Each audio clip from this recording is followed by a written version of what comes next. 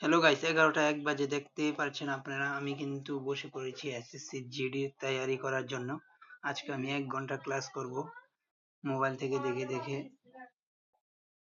1 ঘন্টা ক্লাস করার পর আমি নিজে নিজে সিদ্ধান্ত করে দেখলাম আমার 120টা থেকে 60টার মতন কোয়েশ্চেন হয়েছে, বাকিগুলো হয়নি, যেগুলো আবার রিভিশন দিতে লাগবে আমাকে।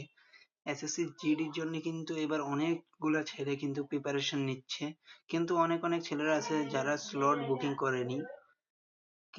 তাদের জন্য তাদের নাগাল্যান্ড হয়ে আরো দূরে যেতে হবে। কিন্তু আমি স্লট বুকিং করে ফেলেছিলাম, তার জন্য আমি কিন্তু আগরতলায় পড়ে গেছি। আর আগরতলা দেখে কিন্তু আমি অনেক বেশি খুশি হই, কারণ আগরতলা আমাদের এখান থেকে যেতে 3 ঘন্টা লাগে। আর আমার আরেকটা ভাই এটা স্লট বুকিং করেনি, তার জন্য সে নাগাল্যান্ড পার হয়ে পড়েছে।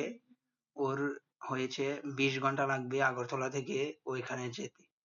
ও বলছে আমাকে ওর সঙ্গে যেতে। আমি বললাম না, এখন আমার সময় নেই, আমি অনেক বেশি চেষ্টা করছি বন্ধুরা যেতে এবার এসএসসি জিডি তে আমার নাম চলে এসে আমি যেমন পরীক্ষা পাশ করে ফেলতে পারি, কারণ পরীক্ষা যদি আমি পাশ না হই তাহলে কিন্তু পেছনের আর কিছুই সুযোগ সুবিধা পাওয়া যাবে না। তার জন্য আমাদেরকে কি করতে হবে, আমাদেরকে প্রথমেই পরীক্ষাটা পাশ করতে হবে। তার জন্য কিন্তু আমি অনেকগুলা প্রশ্ন এখানে পড়ছি, ম্যাথ করছি, রিজনিং করছি, আরো অনেক কিছু আছে। সব কিছু মিলিয়ে আমি কিন্তু এখানে অনেক বেশি পড়াশোনা করে থাকি। 8টা 9টার দিকে আমি পড়াশোনা করতে বসি, রাত্রে অনেক সময় 3টা বেজে যায়, 2টা বেজে যায়। বন্ধুরা যারা যারা দেখছো আমার ভিডিওটা, প্লিজ ভালো লেগে থাকলে like comment share and subscribe করে দিও। বন্ধুরা আগেও কিন্তু আমি অনেক ইন্টারভিউ দিয়েছি, কিন্তু কোনোটাতেই সফল হতে পারিনি, যেমন কি টি আর্মি, অগ্নিবীর, আরো অনেক কিছু দিয়েছি, কোনোটাতে আমি সফল হতে পারিনি। তার জন্য আমি অনেক বেশি চেষ্টা করে যাচ্ছি যাতে এবার এসএসসি জিডির মধ্যে আমার কাম হয়ে যায়। তার জন্য আমি ম্যাথ করছি, এখন অনলাইন ক্লাস করছি। অনলাইন ক্লাস করে করে শিখছি, আমি অনেক কিছু শিখতে পেরেছি। তো থ্যাংক ইউ বলতে চাই আমি অনলাইন ক্লাস কিন্তু অনেক বেশি সুযোগ সুবিধা দিয়ে থাকে। রিজনিং আমি আগে বুঝতাম না রিজনিং কি, কিন্তু এখন অনেক বেশি বুঝি।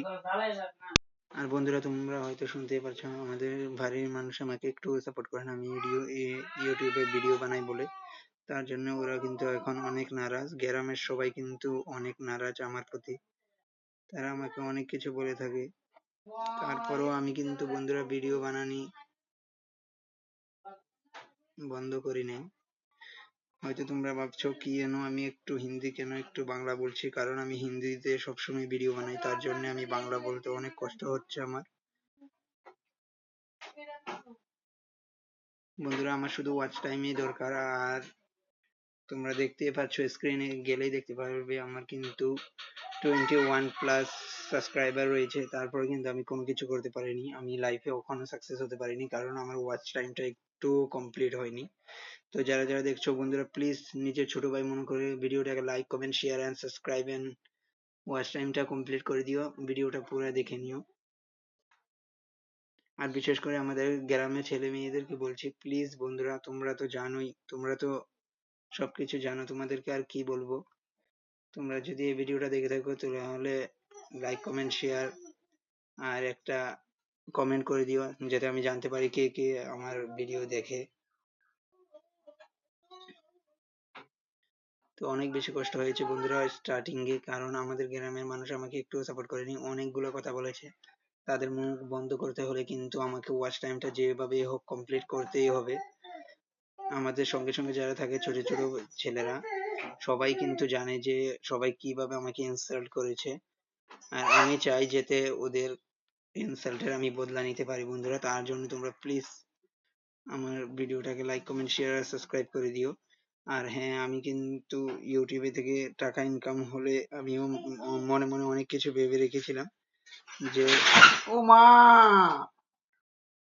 তো বন্ধুরা দেখতেই পাচ্ছ আমি এখানে ভিডিও বানাতে বসেছি, পিছনে দিয়ে সাইকেল নিয়ে একজন উল্টিয়ে পড়ে গেছে।